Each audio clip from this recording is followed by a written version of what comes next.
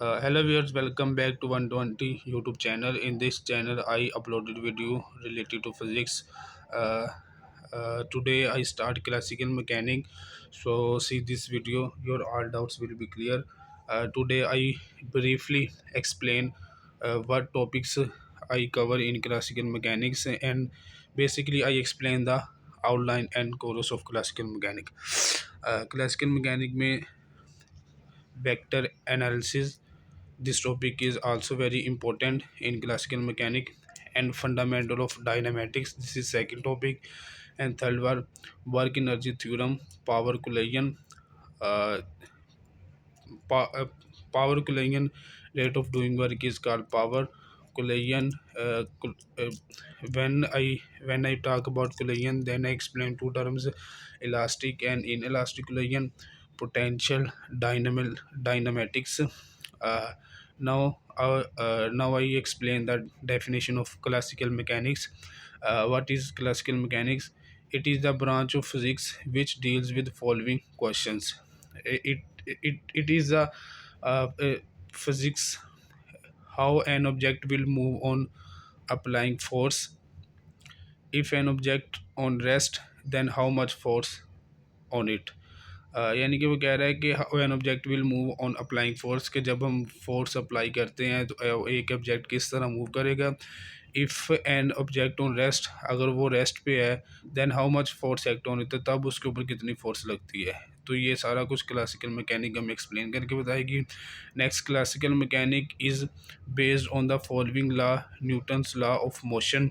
अब classical mechanic किन laws के ऊपर डिपेंड करती है? तो Newton's law of motion, Newton law में तीन तरह के लॉज आते हैं: Newton first law of motion, Newton second law of motion and Newton third law of motion. Newton के फर्स्ट लॉ को हम इनर्शियल लॉ भी कहते हैं, तो वो भी बहुत इंपॉर्टेंट है. तो इसकी एक्सप्लेनेशन हम नेक्स्ट देखेंगे. नेक्स्ट टॉपिक जो हमने इसमें कवर करना है, जो कंजर्वेशन लॉ है: conservation of linear momentum, conservation of angular momentum, conservation of energy. ये सारा इसमें. अच्छा, कंजर्व का मैं ज़रा एक कॉन्सेप्ट बता दूं कि कंजर्व में, फिज़िक्स में कंजर्व का मतलब क्या है, कि यानी कि कोई भी फिज़िकल सिस्टम जो with the passage of time change ना हो, उसको हम कंजर्व कहेंगे. अब लीनियर मोमेंटम भी कंजर्वेटिव होता है, एंगुलर मोमेंटम भी कंजर्वेटिव होता है, और एनर्जी भी. नेक्स्ट जी, फोर्स लॉ जो हमने इसमें देखने हैं.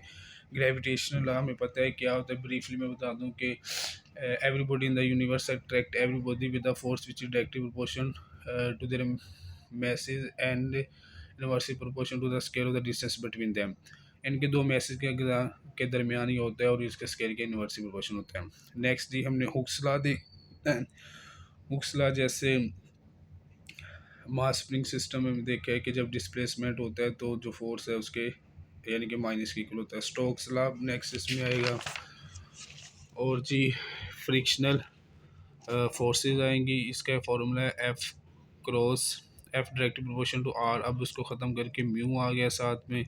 तो कूलम्स लॉ भी पता है कि चार्जेस के दरमियान फोर्सेस को कूलम्स लॉ कहते हैं. अब लाइक चार्जेस हमें पता है कि एक दूसरे को रिपेल करते हैं और अनलाइक चार्जेस अट्रैक्ट करते हैं. ये सारी वही बातें हैं जो हमने यानी कि स्कूल फिजिक्स और कॉलेज फिजिक्स में की हुई हैं.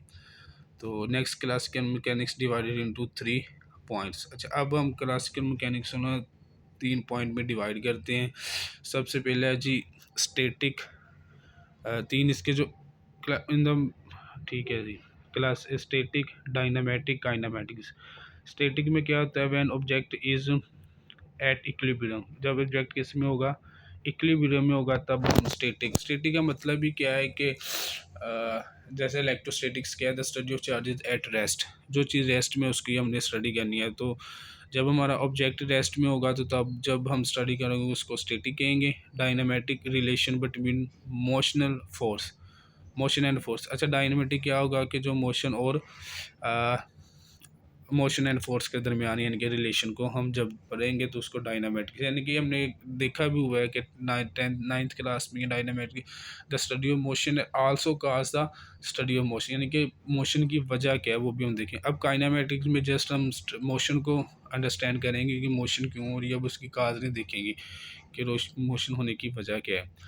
तो next G, classification on the basis of mathematical formulation. अच्छा, अब क्लासिकल मैकेनिक हमने क्लासिफिकेशन किया on the basis of mathematical formulation, तो न्यूटन्स मैकेनिक्स है, लैग्रांज मैकेनिक्स है और हैमिल्टोनियन मैकेनिक्स है। तो I hope you are learn about classical mechanics. ये वाले टॉपिक हम इस लेक्चर सीरीज में कवर करेंगे। So see this video and subscribe my channel, also share 120 YouTube tech 120 tech YouTube channel.